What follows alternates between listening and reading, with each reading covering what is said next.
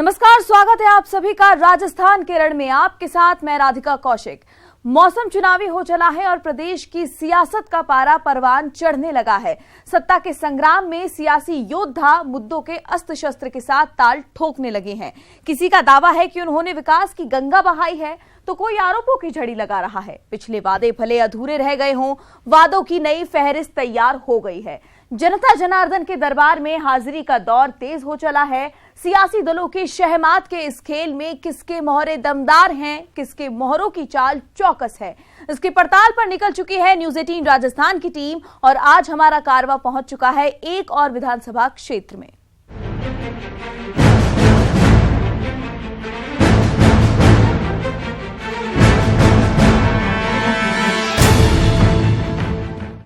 राजस्थान के रण में आज हम बात करेंगे पाली विधानसभा क्षेत्र की।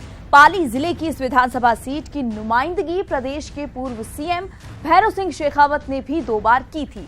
तो पाली विधानसभा की सियासत के हर पहलू पर बात होगी, लेकिन आइए पहले नजर डालते हैं पाली की ऐतिहासिक और सांस्कृतिक विरासत पर। जोधपुर से करीब 141 किलोमीटर दूर बसा बाली कस्बा पाली जिले का हिस्सा है। मिथारी नदी के किनारे बसा बाली अपनी ऐतिहासिक इमारतों और मंदिरों के लिए पर्यटकों की खास पसंद है। पहाड़ियों के बीच बना रणकपुर जैन मंदिर जैनियों की आस्था का बड़ा केंद्र तो है ही, अपनी खूबसूरत बनावट से पर्यटकों को सहज ही अपनी ओर आकर्षित करता है। यही कारण है कि यहाँ सालों भर देशी और विदेशी पर्यटकों का मेला लगा रहता है। इसके अलावा शहर का स्वर्ण मंदिर भी यहाँ आने वाले पर्यटकों को खासा आकर्षित करता है। बाली का ऐतिहासिक किला यहाँ के शासकों के शौर्य और सौंदर्य प्रेम की निशानी है। इस इलाके की खूबसूरती से प्रभावित होकर इसका निर्माण महाराव बालाजी ने करवाया था। हालांकि अब इसे एक जेल के रूप में तब्दील कर दिया गया है। बाली का ऐतिहासिक महत्व इसलिए भी है क्योंकि मेवाड़ के प्रतापी शासक महाराणा प्रताप की ननिहाल भी यहीं थी और उनका जन्म भी बाली में ही हुआ था। इसलिए उनके नाम से कई धरोहर और चौराहे आज भी मौजूद हैं। वहीं बाली के वेलार गांव के पास एक अभयारण्य भी है जहां बड़ी संख्या में पैंथर पाए जाते हैं और यहां भी सालों भर पर्यटकों का आना जाना लगा रहता है। न्यूज़ 18 के लिए बाली से सहयोगी श्याम चौधरी के साथ ललित सिंह की रिपोर्ट। पिछले 25 सालों से बाली विधानसभा सीट पर बीजेपी का कब्जा है। इस लिहाज से ये बीजेपी का गढ़ कहा जा सकता है। बाली विधानसभा की सियासत की अहमियत का अंदाजा इस बात से लगाया जा सकता है कि देश के उपराष्ट्रपति रहे भैरव सिंह शेखावत की सीट रही है। उन्होंने 1993 में इस सीट से जीत हासिल कर तीसरी बार प्रदेश की कमान संभाली थी।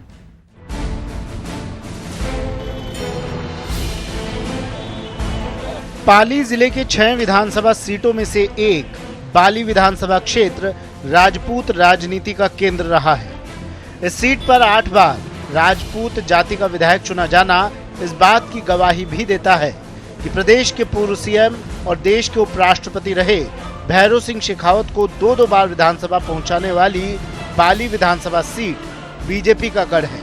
और कांग्रेस की लाख कोशिशों के बावजूद पिछले 25 सालों से बीजेपी का रथ निर्बाध गति से विजय पथ पर अग्रसर है। बाली के जातीय समीकरण पर नजर डालें तो यहाँ मतदाताओं की कुल संख्या 2,71,000 है, जिनमें राजपूत मतदाताओं की संख्या 50,000 है। वहीं SC/ST को मिलाकर 55,000 वोटर्स हैं। इसके अलावा OBC 51,000, रैबारी 22,000, सीरवी 25,000 और जड़वा जाति के 25,000 वोटर्स हैं। साथ ही राजपुरोहित के 18,000 और 25,000 मुस्लिम वोटर्स भी हैं। वहीं बाली का पिछले 25 सालों का चुनावी इतिहास बीजेपी की विजय गाथा है। 1993 और 1998 में भैरव सिंह शेखावत ने इस इलाके का प्रतिनिधित्व किया, तो उसके बाद लगातार बीजेपी के पुष्पेंद्र सिंह राणावत का जलवा बरकरार है। पिछले 2 चुनाव के नतीजों की बात करें तो 2008 में बीजेपी के पुष्पेंद्र सिंह राणावत ने कांग्रेस के रतनलाल को हराया। वहीं 2013 में फिर एक बार पुष्पेंद्र और रतनलाल का आमना सामना हुआ और पुष्पेंद्र सिंह ने फिर जीत का परचम लहराया और रतनलाल को 19,588 मतों से मात दे दी। माना जाता है कि राजपूत और आदिवासी वोटर्स के गठजोड़ के दम पर बीजेपी तमाम समीकरणों पर पार पाती आ रही है। ऐसे में बाली में जीत को तरस रही कांग्रेस भी कोई कारगर रणनीति बना पाती है, ये देखने वाली बात होगी। न्यूज़ 18 के लिए बाली से सहयोगी श्याम चौधरी और शेर सिंह के साथ ललित सिंह की रिपोर्ट।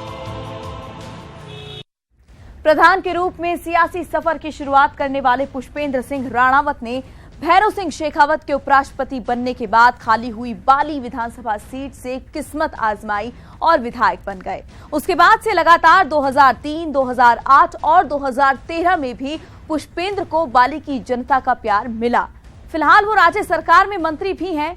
विधायक का दावा है कि उन्होंने अपने वादे पूरी निष्ठा से निभाए हैं और इलाके की जनता एक बार फिर उन्हें विजयी आशीर्वाद देगी। आने वाले चुनाव की रणनीति और उनकी उपलब्धियों को लेकर विधायक पुष्पेंद्र सिंह राणावत से बात की संवाददाता बाबूलाल धायल ने। हमारे साथ बात करने के लिए मौजूद हैं बाली के विधायक और ऊर्जा राज्य मंत्री पुष्पेंद्र सिंह, जो इस बार 5वीं जीत का मकसद लेकर चुनाव मैदान में उतरेंगे। आइए बात करते हैं पुष्पेंद्र सिंह से। पुष्पेंद्र सिंह जी, प्रधान के तौर पर आपने राजनीतिक करियर की शुरुआत करी और लगातार विधायक चुने जाते रहे, मंत्री बनने का मौका मिला। बाली की जनता के लिए आपने ऐसे क्या काम किए जिसकी वजह से फिर से आप एक बार विधानसभा में चुनकर आने की कोशिश में लगे हैं? 2013 के चुनाव में मैंने कोई ज़्यादा बहुत बड़ी मतलब ऐसे घोषणाएं या मतलब मैंने ऐसे जनता को ऐसे कुछ कहा नहीं, पर ये ज़रूर था जो हमारे जो सबसे मुख्य मुद्दे थे। एक तो बाली से पिंडवाड़ा जो हमारा मुख्य सड़क है, इसको स्टेट हाईवे में कन्वर्ट करके मतलब इसको 7 मीटर्स मेगा हाईवे में कन्वर्ट करना। इसके लिए सरकार ने, वसुंधरा जी ने और हमारे मंत्री यूनुस खान जी ने 141 करोड़ रुपए हमको देके उस काम हमारा प्रारंभ हो गया और चल रहा है और आने वाले 2-3 महीने में उसका काम पूरा हो जाएगा। दूसरा काम हमारा ये था कि पूरा आदिवासी क्षेत्र जो हमारे 11 पंचायत है, 33 गांव है, जिसमें 95% से ऊपर जो मतलब हमारे जो ट्राइबल रहता है, जहाँ गरासिया और भील रहते हैं, और लगभग जहाँ मैं समझता हूँ कि इनके जो पंचायत है इसमें 80% जो लोग हैं वो मतलब गरीब परिवार है, मतलब जो बीपीएल परिवार में उनकी श्रेणी में उनका नाम है। उस पूरे क्षेत्र को हमने जो टाडा में मतलब मुख्यमंत्री ने प्रस्ताव भेजा, कैबिनेट में मंजूर करके केंद्र को भेजा और 77 के बाद में नया मतलब ट्राइबल सब प्लान एरिया मतलब पूरे राजस्थान में घोषित हुआ। उसमें हमारी 11 पंचायत भी उसमें शामिल है, इसमें 33 गाँव हमारे शामिल है। तो इस आने वाले समय में मतलब हमारे जो युवा है, जो बेरोजगार है, इनको मतलब आने वाले इनको नौकरियों के मतलब और इनको चांस मिलेंगे, मतलब ताकि वो अपने परिवार को ऊपर उठा सकते हैं। तो इस तरीके से मतलब हमने ओवरऑल मतलब डेवलपमेंट काफ़ी किया है और मुझे उम्मीद है और मैं ये कहना चाहता हूँ कि आज भी मतलब कार्यकर्ता मेरे साथ खड़े हैं। कार्यकर्ता, भारतीय जनता पार्टी कार्यकर्ता वहाँ बहुत मजबूत है और आने वाले जो 5वें जो विधानसभा चुनाव है जनता के ऊपर निर्भर है, पर मुझे विश्वास है कि जनता मेरे साथ रहेगी मतलब, और मैं उनके लिए हमेशा उनके लिए खरा उतरूंगा, ये मैं आपसे विश्वास है। इस बार चुनाव में मुद्दा क्या होगा आपका? क्या एक बार फिर से विकास के नाम पर आप वोट मांगेंगे, जनता का आशीर्वाद मांगेंगे इस बार भी? इस साल भी मतलब हमारे जो चुनाव जो होगा, जो हमने पिछले 5 साल में जो विकास किया है उस मुद्दे पर ही मतलब विकास के मुद्दे पर ही मतलब हम वोट मांगेंगे जनता, और जनता को पूरा विश्वास है कि जब से मैंने 2099 से जब मैं प्रधान बना हूँ, 3 साल तो मैं प्रधान का कार्यकाल मेरा रहा उनकी जनता के बीच में। 2002 से लेके मैं 2018 तक मैं उनकी सेवा एज ए विधायक के रूप में मैंने की है। मुझे पूरी उम्मीद है कि विकास के नाम पर मतलब जनता विकास, और मतलब मैं ये सरकार, और सबसे बड़ी बात है कि मैं हमेशा मतलब उस सिद्धांत का रहा हूँ कि सरकार के विभिन्न योजनाओं से मतलब आम गरीब को, किसान परिवार को हम कैसे इसको लाभान्वित कर सकते हैं। पुष्पेंद्र जी, लगातार जो चुनावी जीत है, इसके पीछे जनता का प्यार है या आपकी मेहनत है या फिर आपका मैनेजमेंट है, जिसकी वजह से विपक्ष की तमाम जो चुनौतियां हैं उनका आप बेहतर तरीके से मुकाबला कर पाते हैं और जीतते लगातार चले जाते हैं? क्या सच्चाई क्या है आखिर? देखो, जनता का प्यार तो हमेशा मेरे साथ रहा है। तो मैंने कभी भी राजनीतिक जीवन में कभी भी मैंने जनता से बढ़ के अपने आप को बड़ा मान के कभी नहीं चला हूँ। मैं उनके साथ बैठता हूँ, उठता हूँ, उनके विचारों पर मैं बड़ा ध्यान देता हूँ और छोटी छोटी समस्याओं पर बड़ा गौर करके मतलब, तो उनका प्रेम मैं समझता हूँ कि बहुत बड़ी बात है कि उनका प्रेम मैं हमेशा मेरे साथ रहा है। और विकास भी एक ऐसी चीज़ है, मतलब वो भी मतलब होना बहुत आवश्यक है। विकास के जो हमने जो वादे किए, अगर उसके हम खरे नहीं उतरे तो जनता का आपका विश्वास भी मतलब खो जाता है। तो जो हमने वादे किए उसको हमने निष्ठापूर्वक हमने पूरा किया। विपक्ष को कभी मैं कमज़ोर समझता नहीं हूँ, विपक्ष को कभी कभी कमज़ोर समझना भी नहीं चाहिए। वो भी एक मतलब इस राजनीतिक रूप से बहुत बड़ी पार्टी है और इनके साथ भी कई विचारधारा से लोग उनके साथ जुड़े हुए हैं, जो इनके कार्यकर्ता हैं, जो मूल रूप से मेहनत भी करते हैं। पर जहाँ तक मैं समझता हूँ कि इनके जो भी नेता है वो मतलब जनता के बीच में, मतलब इलेक्शन से पहले 2, 3, 4, 5 महीने पहले ही जनता के बीच में जाना स्टार्ट करते हैं। 4 साल तक मतलब वो जनता के बीच में उनके दुख दर्द में कभी उनके साथ रहते नहीं हैं। इसलिए जनता को उन पर विश्वास है या नहीं है ये मैं नहीं कह सकता हूँ, पर जो मैंने देखा है मतलब कि जनता के बीच में ही रहना चाहिए, उनको जनता के साथ रहना चाहिए। और वो इलेक्शन के 2-4 महीने पहले ही मतलब वो सक्रिय होते हैं और जनता को मतलब ऐसे झूठे वादे या झूठे सपने या मतलब बताते हैं। पर विपक्ष को मैंने कभी कमज़ोर समझा नहीं है। राजनीति में मतलब कभी किसी को कमज़ोर समझना भी नहीं चाहिए। तो हम हमारी मेहनत हम करेंगे, वो उनकी मेहनत वो करेंगे। जीत के प्रति कितना % कॉन्फिडेंस है आपको? इलेक्शन है, इलेक्शन में क्योंकि मुझे मेरे कार्यकर्ताओं पर और जनता पर पूरा विश्वास है कि मतलब आने वाला जो चुनाव है वो जनता मतलब विकास के नाम पर मतलब जो हमने जो काम किया है उस विकास के नाम पर उनको वोट देगी। तो ये थे पुष्पेंद्र सिंह, जिनका दावा है कि एक बार वो फिर से चुनाव जीतेंगे। तैयारी पूरी है, देखना है कि 5वीं बार उन्हें विधानसभा पहुंचने का मौका मिलता है या नहीं। आपने सुना कि इलाके के विधायक और राज्य सरकार में ऊर्जा राज्य मंत्री पुष्पेंद्र सिंह विकास के बड़े बड़े दावे कर रही हैं। इसके विपरीत विरोधियों का कहना है कि विधायक ने इलाके का नहीं बल्कि अपना विकास किया है। 25 सालों से बाली विजय से दूर कांग्रेस इस बार बाली की बाजी हाथ से खोना नहीं चाहती और इलाके के अहम मुद्दों को भुनाने की पूरी तैयारी में दिख रही है। 1998 के चुनाव में भैरव सिंह शेखावत को कड़ी टक्कर देने वाले कांग्रेस नेता उमेद सिंह चंपावत तो पूरे हमलावर नजर आ रहे हैं। उनका आरोप है कि विधायक ने बाली की जनता की उम्मीदों पर पूरी तरह से पानी फेर दिया है। उपलब्धि के नाम पे उनकी उपलब्धि ये रही कि उन्होंने अपने आप को डेवलप किया। उनके अभी जयपुर में अपने बंगले खरीदे, उन्होंने जयपुर में अपनी होटलें बनाई, ये उपलब्धि जरूर की है उन्होंने जनता के लिए। आप खुद भी विजिट कर ही रहे हैं, अब अभी बाली में ही घूम रहे हैं, मैंने देखा है। तो आपको भी दिख रहा होगा कि कोई बिल्कुल रूरल एरिया है जो कि मिनी बॉम्बे कहलाता था आज से 25 साल, 30 साल, 50 साल से। सबसे ज़्यादा अगर हाईएस्ट व्यापारी बॉम्बे में कोई हो तो बाली और फालना से। अभी तक एयर पट्टी नहीं बन पाई कि अगर कोई इमरजेंसी हो और व्यापारी या नेता वहाँ उतरना चाहता हो तो एयर पट्टी नहीं है। और बाली फालना के बीच में एक ब्रिज है जिसमें आपने देखा होगा कई बार गाड़ियाँ बह गई, वो ब्रिज अब जाके बनाना शुरू किया है। कांग्रेस का आरोप है कि बाली में सड़कें बदहाल हैं, शिक्षण संस्थानों की कमी बनी हुई है और स्वास्थ्य सेवाओं की हालत बदतर हुई है। विकास की बात कर रहे हैं, मैं कह रहा हूँ बाली शायद राजस्थान में सबसे पिछड़ा हुआ क्षेत्र माना है, तो वो उस स्थिति पे गुजर रहा है बाली। आप बाली में अगर पेयजल की समस्या देखें तो कहीं फिल्टर प्लांट लगे हुए नहीं हैं। सिलोगिस की बीमारी से आदिवासी लोग आए दिन मौत से जूझ रहे हैं। शिक्षा की बात करें तो कॉलेज देशुरी में सरकारी महाविद्यालय वगैरह कोई नाम की चीज़ नहीं है। सड़कों की हालत देखें तो आप शायद जहाँ से आप बाली क्षेत्र में घुसेंगे और बाली क्षेत्र से उदयपुर जहाँ बॉर्डर लगता है वहाँ तक पहुँचेंगे तो आपको शायद घंटा 1.5 घंटा उसी में व्यतीत हो जाएगा। तो ये खाली बातें हैं विकास की। पिछले 30 वर्षों में जो बाली का दुर्भाग्य है, आप सौभाग्य मानते होंगे कि वहाँ से मुख्यमंत्री रहे, मैं उसको दुर्भाग्य मानता हूँ।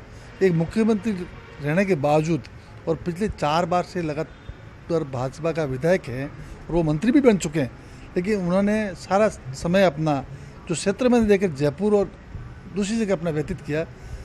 अगर वो अपना समय बाली के अंदर देते और लोगों की जन समस्याओं से सुनते और उनको समझते और उनके लिए कोई कार्य करते तो अब बहुत अच्छा होता कि बाली के क्षेत्र का विकास होता।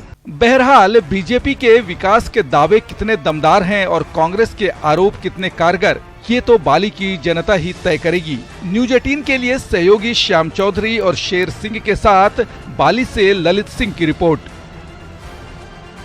तो विधायक के दावों की हकीकत क्या है और विरोधियों का वार कितना दमदार है, ये तो बाली की जनता ही तय करेगी। तो चलिए सीधे चलते हैं लोगों के बीच और जानते हैं उनकी राय। पिछले 20 सालों से यहाँ के विधायक पुष्पेंद्र जी हैं, कितना विकास हुआ है, क्या क्या समस्या है? अभी तो समस्या तो मेन समस्या तो अभी कोई नहीं। जैसे बड़ी समस्या थी हमारा एक तो पिंडवाड़ा में, तो इसकी सैंक्शन हो गई 141 करोड़। इसके बाद में पेयजल वाली थी जवाई डैम वाली, वो 550 करोड़ में हमारे को शायद 50 करोड़ की तो सैंक्शन हो गई और वो शायद 240 गाँव हमारे दिलचुरी विधानसभा ये लगती है, वो भी हमारा कंप्लीट हो जाएंगे 2 साल के अंदर। बाकी जो समस्या जैसे BPL परिवार, ये सबसे बड़ी हमारे गाँवों के अंदर जो ट्राइबल बेल्ट है वहाँ शायद 60 साल में कोई लाइट की व्यवस्था नहीं थी। मैं भी 2 टर्म सरपंच रहा हूँ, लेकिन हमने तो 60 साल में कभी देखे नहीं। ये हमारे विधायक जो उद्योग मंत्री बने उसके बाद में सबसे बड़ी हमारी उपलब्धि है यहाँ बाली विधानसभा में सब गाँवों के अंदर और ट्राइबल बेल्ट के अंदर करीब 9000 कनेक्शन हुए घरेलू कनेक्शन। हमारे जो विधायक हैं वो अभी राजस्थान की सरकार में 2 मंत्रालय का प्रतिनिधित्व कर रहे हैं। उनके पास में ऊर्जा और विधि दोनों का राज्य मंत्री का प्रभार है। मुख्यमंत्री जी से भी जैसा कि हमें सूचना मिल रही है वो उनके बहुत नजदीक है। उन दोनों ही मंत्रालय के बावजूद आप देख लीजिए बिजली की क्या स्थिति है। मैं कहता हूं कि बिजली की घोषित और अघोषित कटौती का जो स्तर शायद बाली में है वो कहीं पर भी नहीं है। उद्योग यहाँ पर इसलिए स्थापित नहीं हो पा रहे क्योंकि बिजली उपलब्ध नहीं हो रही है, क्योंकि बिना बिजली के उद्योग नहीं चलते। अगर उद्योग नहीं चलेंगे तो रोजगार नहीं मिलेगा, तो रोजगार नहीं मिलेगा तो यहाँ के युवा पलायन करेंगे। उसके बाद शिक्षा का स्तर, बच्चे कहाँ जाएंगे? अगर आपके पास में शिक्षा का यहाँ पर ऐसा कोई भी तकनीकी कॉलेज नहीं है, देखिए विश्वविद्यालय नहीं यहाँ पे होना चाहिए था, इंजीनियरिंग कॉलेज नहीं है, मेडिकल का कॉलेज नहीं है, B.Ed का कॉलेज नहीं है, जितनी भी तकनीकी क्षेत्र में जिससे कि रोजगारोन्मुख शिक्षा दी जा सके वो यहाँ पर स्थापित करने का हमारे मंत्री जी ने कभी प्रयास नहीं किया। इन्होंने गत चुनाव में वादा किया था कि मैं जिला बनाऊंगा, पूरा प्रयास बनाने का नहीं लेकिन प्रयास करूंगा। आप देखिए सरकार भी इनकी है, भारतीय जनता पार्टी की सरकार है और विधायक भी ये है और विधायक के बाद में भी पोर्टफोलियो इनको 2 दे रखे हैं। तो मैं जहां तक समझता हूं कि राजनीतिक जो इच्छा शक्ति है उसकी कमी है, संसाधनों की कमी नहीं है, क्योंकि सब कुछ इनके पास में ही है, लेकिन उसके बावजूद भी जिला नहीं बना। विकास के मामले में तो हम सबसे पीछे हैं, कोई ध्यान नहीं देते। मुस्लिम समाज के कोई तवज्जो नहीं देते, कोई भी काम लेके जाते तो भी अनगिनत कर देते। आपकी सबसे समस्या क्या है यहाँ? बहुत सी समस्या ऐसा, हमारे कब्रिस्तान में भी कोई पैसा अभी तक एक भी पैसा नहीं आया है। दुनिया भर जगह जगह कहते हैं कि वहाँ पैसा दिया, वहाँ पैसा दिया, पर हमारे यहाँ एक भी रुपया पैसा नहीं आया। हमारे वहाँ 8वीं तक स्कूल है, सिर्फ 2 ही टीचर है, वहाँ पे कुछ पढ़ाई नहीं हो रही है। 5वीं छठी के बच्चों को भी कुछ नहीं आता है और हमारे वहाँ पे सड़क और कुछ भी बनी हुई नहीं है। हमने बहुत कोशिश, कुछ ध्यान नहीं दिया जा रहा है। नहीं, कोई काम नहीं हुआ। म्युनिसिपालिटी आगे जो कैंसिल कर दिया, पेंसिलो कैंसिल कर दिया, हंगे कैंसिल कर दिया ने गरीबों रे टूपा ठोके दिया और तो फंसा दम धरे को है। बाकी हंग कैंसिल ही कैंसिल अंगूठा मोड़ो, वो मोड़ो, वटे जो तो वो करो, वटे जो तो वो करो, सब वटे जो वटे धक्का दे, वटे जो वटे धक्का दे, वटे जो वटे बैंक में दे, अटक दे, हंग धक्का। गरीब लोग गुद्दा ठाया सब धक्का खाते हैं। समस्या यह है साहब कि 5 साल में हमारे काश्तकारों के लिए कोई सुविधा नहीं है। जो मंडी के अंदर जाते माल लेके तो मतलब जो भाव सेठ देता है वो बेचारा पैसों जरूरत होती है, जिन भाव भरता है वो भाव में देके आता है, क्या करता है? काश्तकार में कितना मेहनत लगता है। और ये बोलते हैं गवर्नमेंट के कांटे लगाए तो वहाँ दिन भर में एक माल टोली दिखता है, बाकी का सारा दिन ऐसे फालतू बैठते रहते, फिर वापस लेकर जाते घर पे और काश्तकारों का कोई भाव नहीं है इधर। तो देखा जाए तो काफ़ी विकास तो हुआ ही है,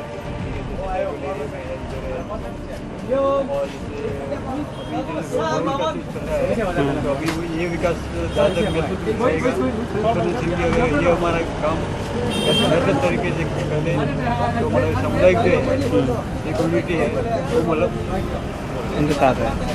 अच्छा, समस्या की बात है, क्या क्या समस्या है यहाँ पे बड़े तौर पर देखें आप? समस्या देखा जाए तो जैसे अभी रोड का काम चल रहा है, ये अभी जैसे क्लियर हो जाए ये समस्या।